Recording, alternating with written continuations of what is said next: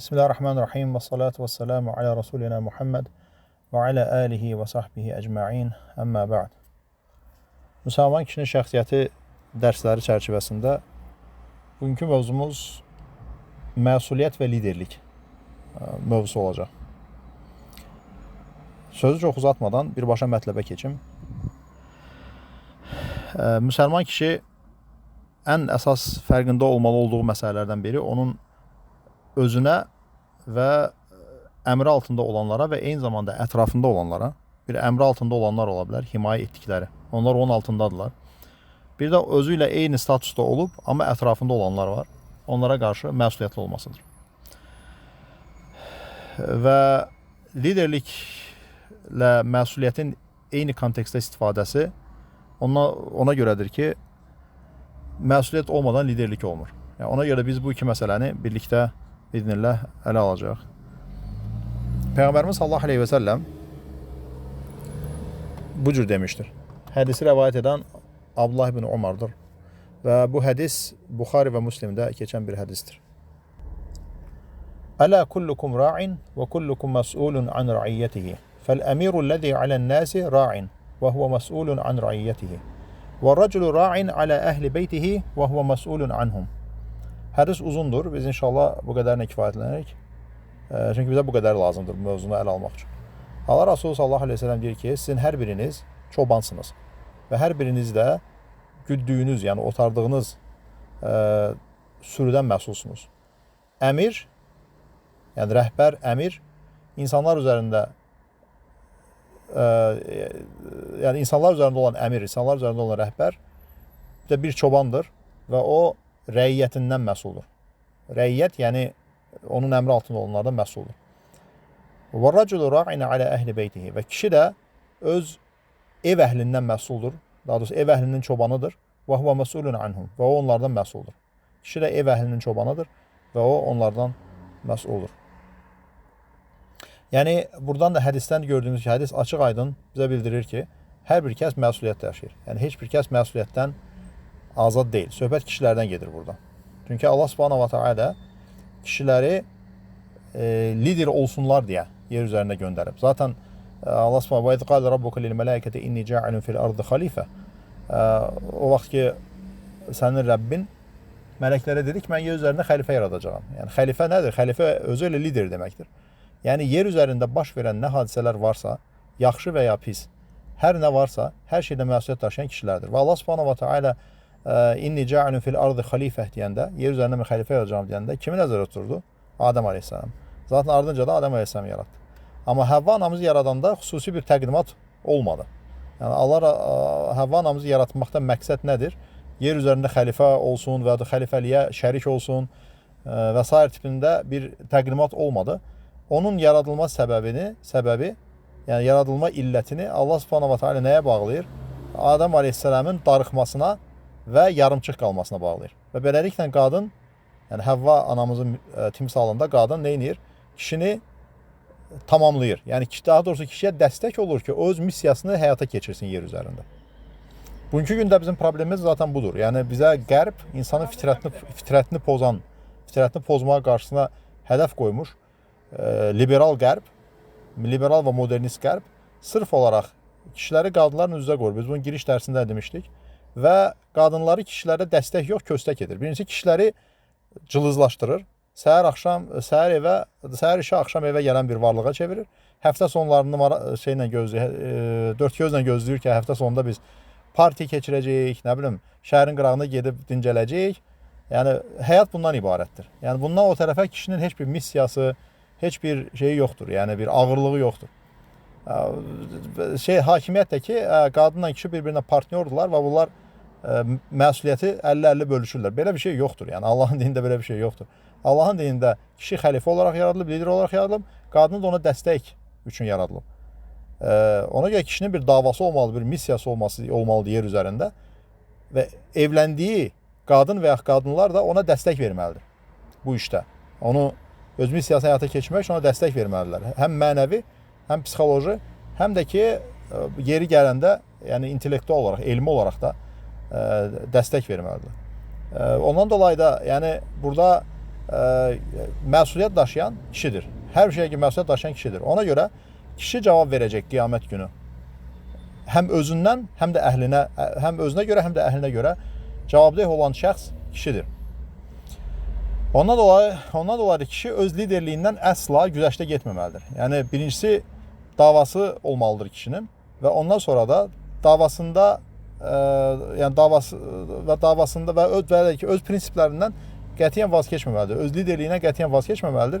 Çünki əgər sən öz liderlikdən vaz keçər, hakimiyyəti 50-50-yə bölər və yaxud da ki, nə bilim, cılızlaşarsansa, əgər bunun qiyamət günü sənin əvəzinə, yəni kişilərə xitabən deyirəm, sənin əvəzinə buna heç kəs cavab verməyəcək. Yəni sən özün buna görə cavab verəcəksən. Ondan dolayı da necə qadın məsəl üçün qadın kişiyə görə cavabdehlik daşımır, kişi amma qadına görə cavabdehlik daşıyır. Ona görə də Allah Subhanahu va Taala deyir ki: "Ya eyyuhellezine amenu." Burada xitab kişilərədir. Ümumiyyətlə Qurani-Kərimin xitabı yalnız kişilərədir. Ya eyyuhen nisa deyə bir xitab yoxdur Qurani-Kərimdə. Yalnız kişilərədir. Ya eyyuhellezine amenu, ey iman edənlər, qu enfusakum və əhlikum nara. Ey iman edənlər, özünüzü və əhlinizi oddan qoruyun. Yəni burada əhl deyəndə bu müfəssirlərin icmasının rəyinə görə əhl deyəndə buraya nə daxildir? Qadınlar və uşaqlar. Bunların hamısı bura daxil. Qadınlar və uşaqlar əhl sözünə daxildir. Ona görə də özünüzü və əhlinizi oddan qoruyun deyəndə kişilərə bu nə deməkdir? Əgər sənin səhlənkarlığından dolayı, yəni sən əlindən gələni etdin, hər şeyi doğru etdin, amma qədərlə alınmadı, bu başqa bir şey. Amma sırf olaraq sənin səhlənkarlığından və məsuliyyətsizliyindən və naqisliyindən dolayı, yəni liderlikdə olan, yəni yol verdiyin nöqsanlardan dolayı, əgər sənin əhlin yolunu azarsa, o zaman buna görə cavabdehlik daşıyacaqsan sən. Zaten bu hədis də həmin o ayəyə, yəni az öncə zikr etdiyimiz hədis də həmin ayəyə dəstək qismindədir. Və Allah Subhanahu va Taala əsla insanlara, öz qullarına zülm etməz. Heç bir varlığa zülm etməz. Ona dolayı da Allah Subhanahu va Taala kişini liderlik xüsusiyyətləri ilə yaradıb. Yəni kişinin fitrətində liderlik var. Ona görə də məsələn Allah Subhanahu va Taala heç vaxt qadınlardan peyğəmbər heç vaxt olmayıb. Yəni ola da bilməzdi. Peyğəmbərlər ancaq kişilərdən olub. Çünki kişilər liderdir. Və buna dolayı da məsələn Allah Subhanahu va Taala kişiləri nə edib? Onlara liderlik xüsusiyyətləri ilə birgə yaradıb. Yəni onlarda belə bir şey ola bilməz ki, məsələn Allah Subhanahu va Taala kişiyə bir məsuliyyət yüklüyür, amma o məsuliyyəti daşıya biləcək gücü ona verməyib. O məsuliyyəti daşıya biləcək xisləti, xüsusiyyətləri ona verməyib. Yəni ona görə də məsəl üçün əgər belə olsaydı bu zülm olardı ki, Allah Subhanahu va Taala buna münezzəhdir. Əgər Allah Subhanahu va Taala biz kişilərin üzərinə bir məsuliyyət yüklüyübsə, mütləq ki bu məsuliyyəti qaldıra biləcək və bu məsuliyyəti daşıya biləcək xüsusiyyətləri bizə verib. Həmin xüsusiyyətlər bizdə mütləq ki var. Əgər sən onu özündə görmürsənsə, demək ki sən nələrisə qarışdırmısan. Bir şeylər yanlış gedir. Sən doğru tərbiyə almamısan, doğru mühitdə olmamısan. Sənə doğru məsələləri doğru izah edən olmuyor. Ondan dolayı sən özünü zəif və gücsüz görürsən. Yaxşı. Yəni hər kişi hər işi bacarmalıdırmı? Bu da yəni belə də bu demək deyil. Yəni hər kişi orduları idarə etmək səviyyəsində liderliyi var. Yəni bu xüsusiyyət onda var və yaxud olmalıdır. Və yaxud da ki, nə bilim, bir toplumu, bir cəmaatı idarə etmək xüsusiyyətləri onda olmalıdır deyə bir qayda da yoxdur. Yəni hər kəs eyni deyil. Hər kəsin özünə görə bir qabiliyyəti, hər kəsin özünə görə bir potensial var. Amma və lakin burada bir minimumu götürmək lazımdır. Yəni maksimum hər kəsdə fərqli-fərqli. Hər kəsin özünə görə maksimumu var. Amma bir minimum var ki, o hər bir kişidə o minimum olmalıdır. Bu da nədir? Özünü və əhlini oddan xilas etmək potensialı hər kəsdə var. Hər kişidə var bu. Olmalıdır. Əgər yoxdursa, demək ki, o ya xəstədir, ya onda nəsə bir problem var, ya doğru tərbiyə almayıb, ya hər nəsə bir problem var. Yəni onu təsbit etmək lazımdır. O ayrı bir mövzu.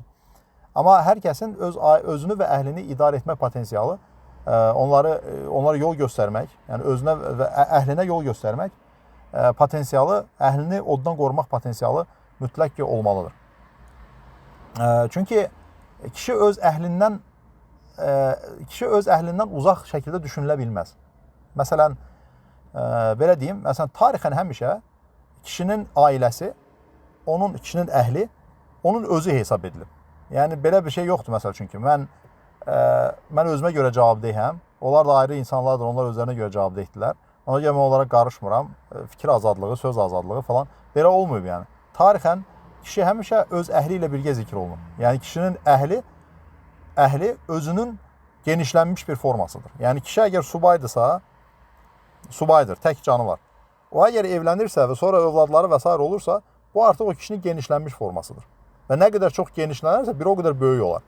Bu tarixən həmişə belə olub. Ona görə bir kişinin öz ailəsini idarə etməsi, yaxud öz ailəsinə lider ola bilməsi təriflənən bir xüsusiyyət deyil. Bu zaten olmalı olan bir şeydir. Məsələn, bir müsəlman nafilə ibadətlər etmir, yalnız fərz olan ibadətlər eləyir. Fərz olan namazlar qılır, yalnız fərz olan orucu tutur. Bu buna görə təriflənərmi? Xeyr. Bu buna görə təriflənməz. Çünki bu zaten onun müsəlman olmağının gərəyidir. Yəni bunları etməsə zaten müsəlman olmaz. Yəni bugünkü gündə insanlar namazı tərk ediblər deyə, toplumun böyük əksəriyyəti, özünü İslama nisbət edənlərin böyük əksəriyyəti namaz qılmır deyə, artıq fərz ibadəti yerinə yetirən alqışlanır. Halbuki bu alqışlansı burada heç bir şey yoxdur. Bir insan, bir kişi öz ailəsini pis yaxşı saxlayırsa, əgər onu tərifləyirlər ki, bu ailəsinə baxandır, yaxşıdır. Halbuki burada təriflənsə heç bir şey yoxdur. Yəni zaten sən onu etməlisən. Hələ az belə edirsən. Yəni orada təriflənəcək bir şey yoxdur.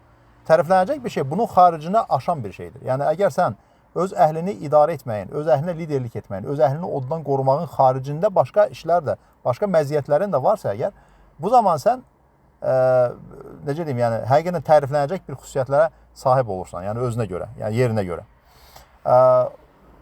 Yəni təəssüflər olsun ki, bugünkü gündə biz o qədər cılızlaşmışıq ki, artıq sadəcə olaraq arvad uşağa baxmaq qəhrəmanlıq hesab olunur. Allah Subhanahu va Taala bizi bu zəlalətdən tezliklə xilas etsin, bizi özümüzə qaytarsın. Və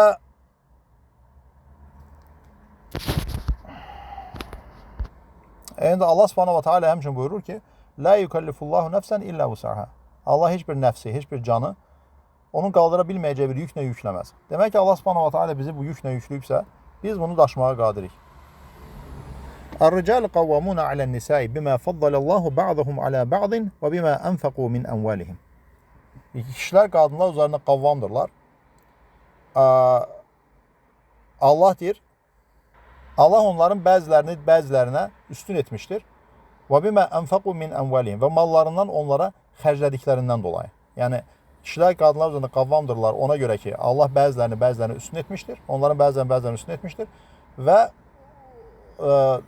öz mallarından onlara xərclədiklərinə görə eyni zamanda. Yəni, müsəlman kişilər qadınlardan üstün edilmişdir. Nə ilə üstün edilir? Yəni, tutaq ki, sən də namaz qılırsan, zövcən də namaz qılır. Sən də sədəqə verirsən, tutaq ki, zövcən də sədəqə verir. Sən də oruç tutursan, zövcən də oruç tutur. Sən daha mı çox savab qazanırsan? Yəni, bundan mı üstünsən? Xeyr. Və yaxud da ki, hər ikiniz eyni günahı işləyirsiniz. Yəni, sənin günahın bir kişi olaraq daha mı az yazılır, qadınınki daha çox mu yazılır? Xeyr, belə deyil. Bu məsələdə bunlar eynidirlər.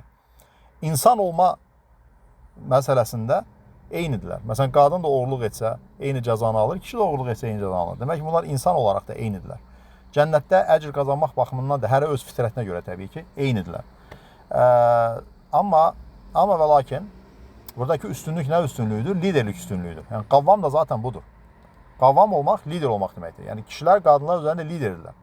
Bu, kişilərə nə qazandırır? Daha doğrusu, bu xüsusiyyəti Allah Subhanahu va Taala kişilərə verib. Yəni, liderlik xüsusiyyətini onlara verdiyi üçün, onları qadınlar üzərində üstün etməsi də, yəni üstün olmasının səbəbi də budur. Və eyni zamanda kişilər öz mallarından qadınlara xərcləyirlər.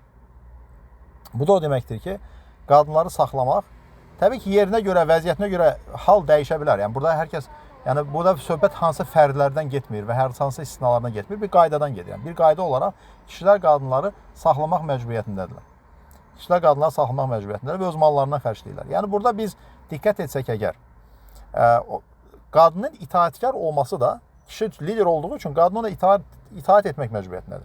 Qadının itaətkar olması zaten kişinin qavvam olduğundan dolayıdır. Niyə görə? Çünki kişi ona görə məsuliyyət daşıyır. Məsələn, bir misal verək. Tutaq ki, məsəl üçün, hər hansı bir binadan məsuliyyət daşıyırsan. Hər hansı binaya görə məsuliyyəti sən daşıyırsan. Orada nəsə bir şey qaydasında getməsə, bir yanğın çıxsa, nəsə sınsa, nəsə oğurlansa, sən cavab deyirsən buna görə. Bu zaman həmin o binada işləyən və yaxud da oraya girib çıxan adamlar sənin sözünə baxmaq məcburiyyətindədirlər. Məsələn, sən deyirsən ki, məsəl üçün, otaqdan çıxanda işığı söndür və yaxud da ki, filan şeyə məsələdə diqqətli ol, nə bilim, ora dırmaşmaq olmaz, o qapıdan çıxmaq olmaz, bu qapıdan çıxmalısan falan deyəndə, onlar sənə itaat etmə məcburiyyətindədir. Əgər sənə o məsuliyyəti yükləyən kimsə, və yaxud müdiriyyət deyək, həmin o binada olanlara da sənə itaat etməyə məcbur etmirsə, demirsə ki, siz də buna itaat etmə məcburiyyətindəsiniz, onlar da qayıdıb desələr ki, sən nə olsun, sən məsuliyyət daşırsan, biz sənə itaat etmə məcburiyyətində deyilik. O zaman bu zülm olar. Çünki sən məsuliyyəti vermirsən ona, amma itaat edilmə haqqını ona verməmsən. Ona görə kim nə istəyir, eləyir. O zaman burada nəsə bir hadisə baş versə, o zaman o adam məsul tutulmamalıdır. Çünki yəni onları belə deyək, ona itaat etmirlər. Həmin o adama itaat edilmə haqqı verilməyib. Ondan dolayı da o məsuliyyət daşımır. Eyni şəkildə məsələn kişi əgər qadından məsuliyyət daşıyırsa, yəni qadının başına bir iş gəlsə, məsəl üçün çöldə olanda kimsə sataşdı, kimsə vurdu, kimsə nəsə elədi və yaxud maşın vurdu və yaxud nə bilim, hər nədirsə, başına nə gələ bilərsə artıq. Bunlara görə əgər kişi məsuliyyət daşıyırsa, o zaman o kişiyə itaat etmə məcburiyyətində. Məsələn, desək mən saat 10-dan sonra, axşam saat 9-dan sonra çölə çıxma, deməli çölə çıxma.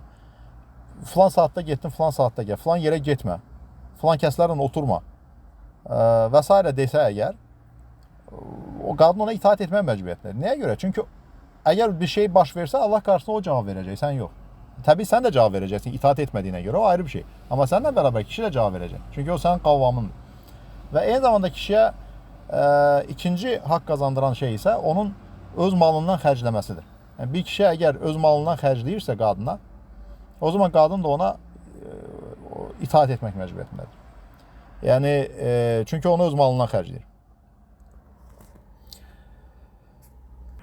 Burada bir məsələni qeyd etmək yerinə düşər ki, hər bir məsələdə olduğu kimi bu məsələ, liderlik məsələsində də şeytan kişiləri ifrata sövq edir, ya təfritə sövq edir. Bəziləri var ki, deyirlər ki, ümumiyyətlə məsuliyyətin altına girmək istəmirlər. Deyirlər ki, mən yalnız özümə görə məsuliyyət daşıyıram və ya mən evlənməkdən qorxuram. Çünki bunun məsuliyyəti var falan deyirlər. Bunun da altını bir təqva göstərişi ilə doldururlar ki, güya mən o qədər təqvalıyam ki, məsuliyyət altına girməkdən qorxuram, birdən belə olar. Yəni, bu təqva göstəricisi deyil. Yəni, sənin əgər evlənməkdən qorxub evlənmirsənsə, bu təqva göstəricisi deyil, bu zəiflik və qorxaqlıq göstəricisidir. Yəni, hər şey öz adınla çağırmaq lazımdır. Çünki nəyə görə? Sən əgər evlənmirsən bir dəfə və əgər ikinci evliliyi etmək istəyirsənsə, çox evlilik etmək istəyirsənsə, amma bundan qorxub etmirsənsə, ki, mən birdən ədalətsiz olaram, birdən bunu bacarmaram falan deyirsənsə, hə, bu təqva ola bilər. Çünki sən minimumu həyata keçirmirsən, yəni bir ailən artıq var. Sən minimumu həyata keçirmirsən. Bundan o tərəfə getməyə çəkinirsən, ədalətsiz getməkdən çəkinirsən və ya hər hansı bir təqvan sənə izin vermir, birdən nəyisə yanlış edərəm falan Allah qarşısına və sən o günahla çıxmaq istəmirəm falan deyirsənsə, hə, bu aydın məsələ. Çünki ən azından minimumu yerinə yetirmirsən. Bu başqa bir şey. Bir də bax, sən heç minimum belə yerinə yetirmək istəmirsən. Sən ümumiyyətlə subay qalmağı düşünürsən. Ki, bəs mən məsuliyyət altına girmək istəmirəm. Bunu artıq qorxaqlıq və zəiflik olaraq səciyyələndirmək olar.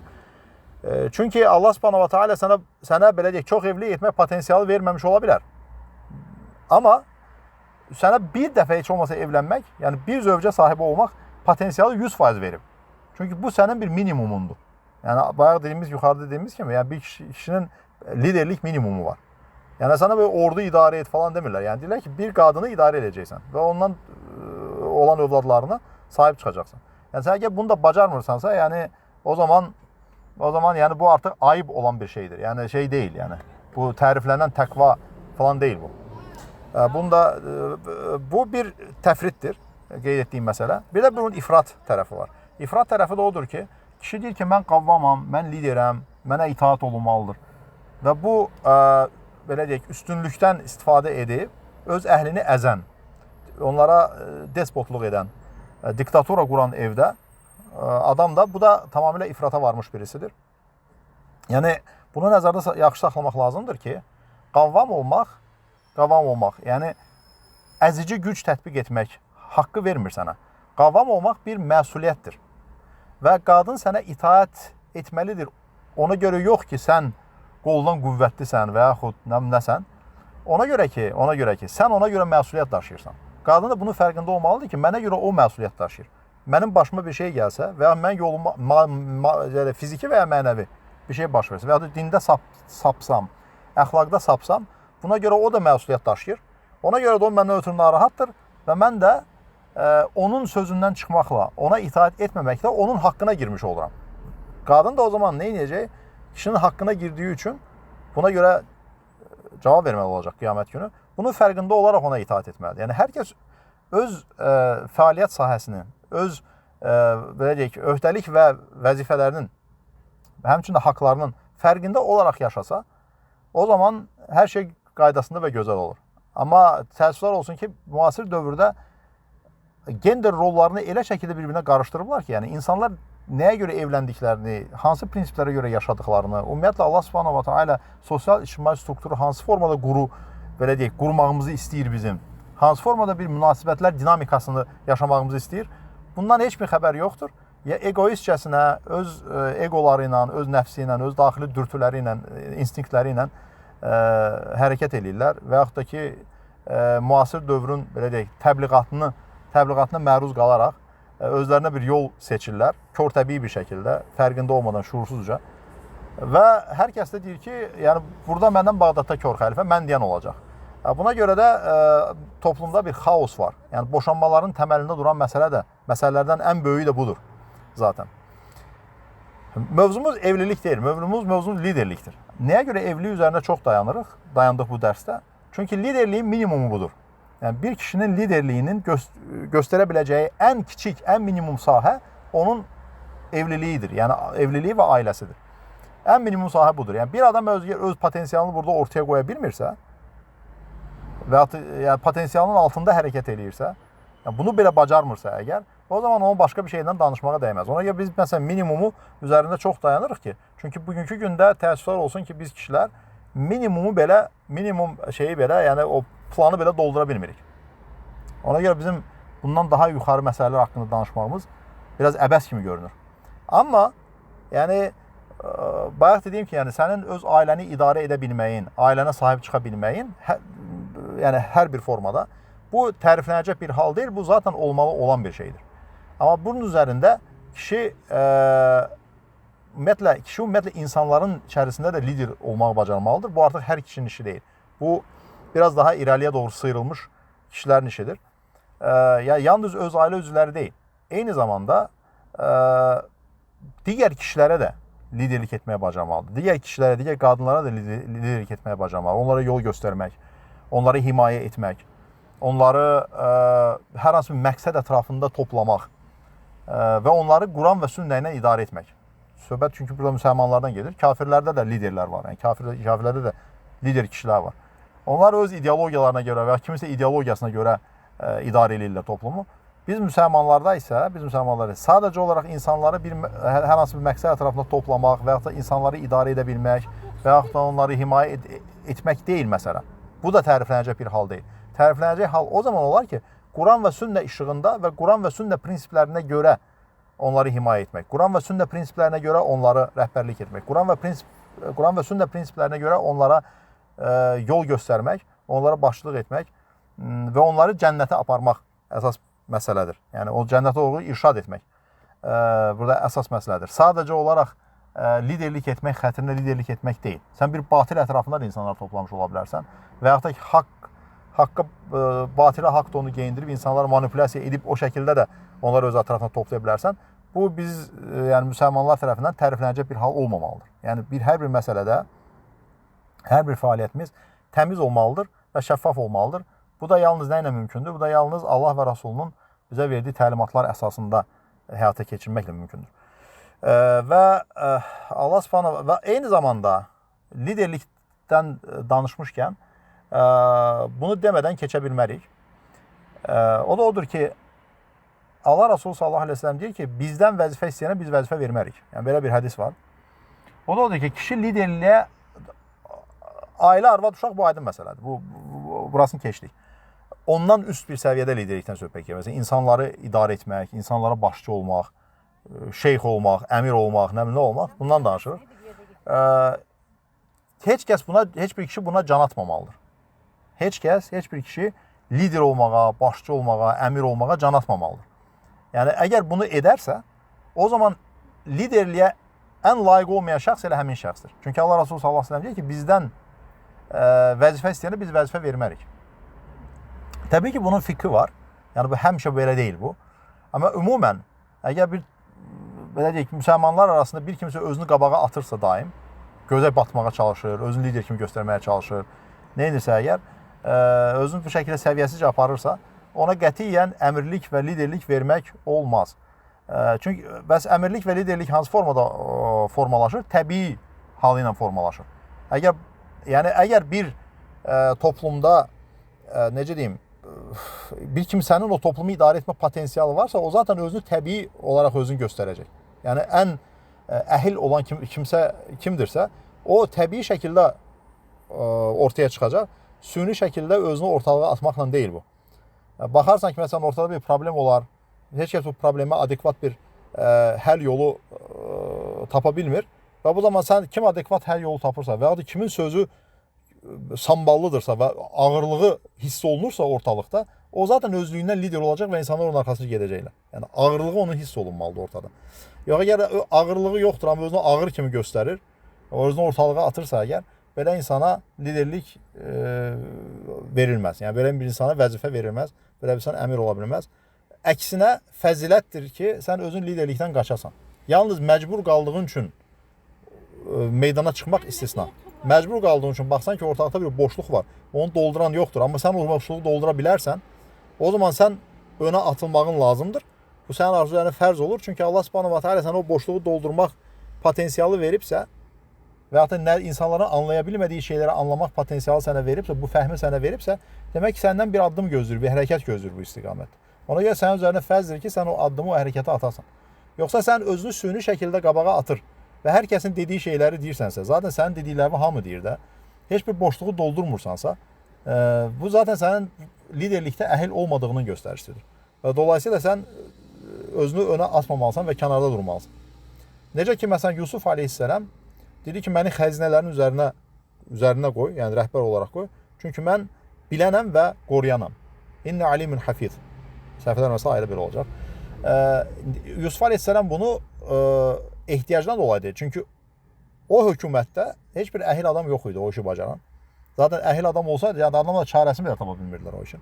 Amma Yusuf aleyhisselam bilirdi ki, orada əhil olan mənəm, ona görə özünü önə atdı. Bu bir səbəbdir. Və Yusuf aleyhisselamın özünü önə atma səbəblərindən ikincisi odur ki, Yusuf aleyhisselam müsəlman bir toplumda deyildi. Müşrik bir toplumdaydı, amma özü müsəlman idi. Bundan dolayı da müşrik toplumda bu hallar keçərli deyil. Müşrik toplumda əksinə müsəlman çalışmalıdır ki, liderliyi ələ alsın. Ki, Allahın endirdiyi ilə hökm etsin həmin toplum üzərində. Amma əgər toplum müsəlmandırsa əgər və sən də hər hansı məsələ liderlikdə əhil deyilsənsə, başqalarla eyni səviyyədəsənsə əgər, yəni xüsusi bir məziyyətin yoxdur, hansısa bir boşluğu dolduracaq və yaxud da ki, nələrsə insanlar anlayamadığı şeyləri anlaya biləcək bir potensialın da yoxdursa əgər, o zaman özünü ortalığa atması o deməkdir ki, o əhil olmayan birisidir. Allahın doğrusunu bilir. Ona görə, çünki liderlik xüsusiyyəti olan insan zaten liderlikdən qaçsa belə insanlar onu zorla lider edəcəklər. Yəni situasiya onu lider edəcək, vəziyyət onu lider olmağa məcbur edəcək. Bu qaçılmaz bir şeydir. Çünki onda o potensial var. Allah Resulü sallallahu aleyhi ve sellem bu Əbu Zərə etdiyi bir nəsiyyət var. Onu da inşallah oxuyub çox da uzatmadan bitirmək istəyirəm. Allah Resulü sallallahu aleyhi ve sellem Əbu Zər radiyallahu anhə belə bir nəsiyyət edir ki, Ya Əbə Zər, inni araka zəifən və inni uhibbu ləkə mə uhibbu li nəfsi. La təəmmərənə alə thney. Səhih Müslimdə keçən bir hədisdir. Əbu Zər deyir ki, ey Əbu Zər, mən səni zəif biri olaraq görürəm və mən özüm üçün istədiyimi, özüm üçün sevdiyimi sənin üçün də sevirəm. Heç iki nəfərin başına, iki nəfərə belə olsa rəhbərlik etmə. İki nəfərə belə olsa rəhbərlik etmə. Yəni Allah Resulü sallallahu aleyhi ve sellem deyir ki, özüm üçün sevdiyimi sənin üçün də sevirəm. Ona görə iki nəfərə belə olsa rəhbərlik etmə. İndi təsəvvür edin. Amma halbuki Allah Resulü sallallahu aleyhi ve sellem bu boyda ümmətə rəhbərlik edir. Amma deyir ki, mən özüm belə, özüm üçün sevdiyimi sənin üçün də sevirəm. İki nəfərin başına belə rəhbərlik etmə. Yəni demək ki, Allah Resulü sallallahu əleyhi və səlləm özü də iki nəfərə belə rəhbərlik etmək istəmir. Çünki bu bir məsuliyyətdir. Bu məsuliyyət altında kimi. Yəni deyirəm, burada söhbət ailədən getmir. İnsan əhlindən getmir. Bu ayrı bir mövzu. Söhbət ailə xaricində daha üstün bir səviyyədə liderlikdən gedir. İki nəfərə belə liderlik etmək istəmir. Niyə görə istəmir? Çünki bu məsuliyyətdir. Yəni o iki nəfərə görə niyə gedib məsuliyyət şey eləyəsən ki, yəni cavab vermək məcburiyyətinə qalsan qiyamət günü. Hər kəs orada nəfsim dediyi bir zamandır. Allah Resulü sallallahu əleyhi və səlləm belə iki nəfərə belə rəhbərlik etmək istəmir. Amma buna rəğmən bu boyda bir ümmətə qiyamətə qədər rəhbərlik etdi. Niyə? Çünki onda o potensial var idi. Çünki onda o liderlik xüsusiyyəti var idi deyə özlüyündən lider oldu. İstəməsə belə lider oldu.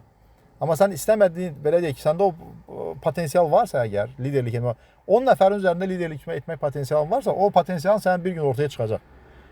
5 nəfərin üzərində rəhbərlik etmək potensialın varsa, o potensial bir gün üzə çıxacaq. 5000 nəfərin üzərində rəhbərlik etmək potensialı səndə varsa, o potensial bir gün ortaya çıxacaq. Sən gizlənsən, qaçsan belə, o yenə də potensial ortaya çıxacaq və sən gəlib bu mövqeyə gəlib çatacaqsın. Ona görə də məsəl üçün boş yerə bir insan əgər liderlik əldə etmək istəyərsə, demək ki, o adam buna əhil deyil. Allah Subhanahu va Taala bizi həqiqi mənada liderlərdən etsin. Yəni biz kişiləri belə deyək, yəni biz kişiləri ağlımızı başımıza qoysun. Bizi öz izzətimizə qaytarsın. Bizi öz əvvəlki halımıza qaytarsın.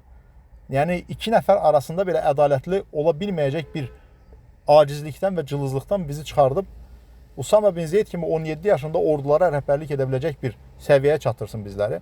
Yəni biz həqiqətən bugünkü gündə bu halımıza görə utanmalıyıq. Bizim gecələr yuxularımız qaçmalıdır ki, biz niyə bu qədər zəifik? Biz niyə bu qədər öz əhlimizi belə idarə etməkdən acizik? Öz əhlimizə belə söz keçirməkdən acizik. Halbuki bizim sələflərimiz göz qabağındadır. Yəni onlar hansı formada həyat yaşayırdılar? Hansı formada liderliyə sahib idilər? Onlarda qadın-kişi münasibətləri hansı səviyyədə idi? Yəni bunları bir-birinlə müqayisə edəndə bizim nə dərəcədə cılız və zəif olduğumuz və nə dərəcədə həqiqətlərdən və fitrətdən uzaq olduğumuz ortaya çıxır. Allah Subhanahu va Taala bizi bu haldan xilas etsin. Və sallallahu və səlləmə alə seyyidina Muhammed və alə alihi və sahbihi əcmaîn.